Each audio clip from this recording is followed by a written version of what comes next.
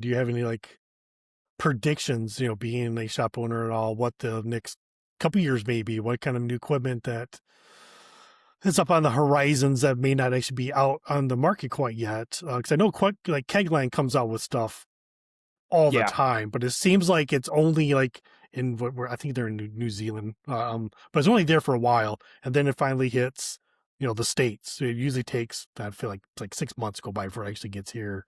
So I don't know if you have any like insider knowledge. I insider knowledge, no. I'm just a cog in the Okay. wheel, but the Kegland is definitely the people that I look to most of the time because they're not afraid of innovation. They're not trying to do the same thing as everybody else better, so to speak. They're trying to also create new things in the market. So they are an Australian company. They are a very well-run company. There is only one distributor for Kegland products in the United States, and that is uh, Brewmasters, the wholesale side. Everybody on the consumer side knows it is Okay. more beer. They are the Hmm. sole distributor, so everything that we get is more beer's decision or the combined decision to say, "Hey, we are going to carry this thing." To answer your question about products, I don't really know that I have a ton that aren't really kind of already out there. Hmm. But there are two things that I haven't seen in the market yet, at least as I'm thinking, that are really cool. One is their modular distilling columns. Yeah, sorry for the trip up there. Um, they have a revolutionary material called Phoenix that is essentially like a super high density PET that can allow for high temperature vapor extraction and so on, so that you can use a boiler with a standard distillation column, but it's see through and it's individual pieces that snap together like Okay. Legos to form any style of uh, still that you want. So that's super cool. And also check local laws about whether that's kosher or not. And then two is they have a pushed emphasis on reusable items. So actually going back to that same kind of PET thought with the Phoenix stuff, they have their reusable screw top PET bottles for beer and Hmm. sodas and whatever. And then the same with their PET kegs, very much like their Fermzilla range of products, but are Oxbar kegs used to hold pressure and serve out of. They all have floating dip tubes in them. They carry them in 1 gallon, 2 gallon, and 5 gallon. They actually carry them by Hmm. liters, so it's not exactly, but you get the point. They use the Yep. same connection points and the same sizes as all the Fermzilla stuff, so it's all modular and interchangeable.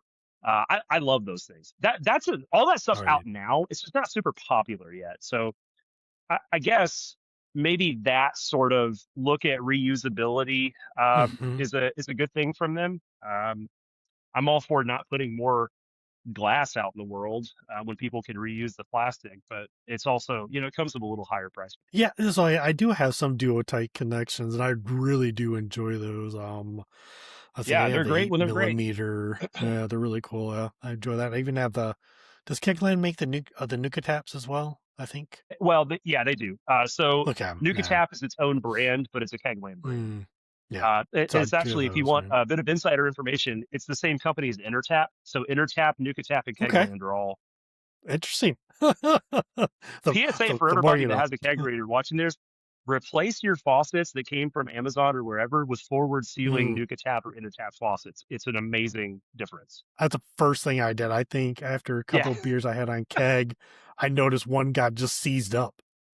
I was like, what is wrong with this thing? And then started yeah. looking They're just online. I was like, just spray some sanitizer up there, and it, whatever gunk got built up, and opened it up, and I was like, okay, it's working now.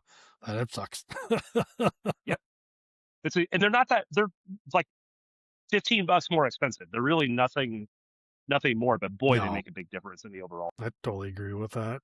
So I kind of want to get to your do-it-self master. Like, so you have built. Well, it looks like a plethora of different things. It's like you already said a Yeah, keezer. You already said your three vessel.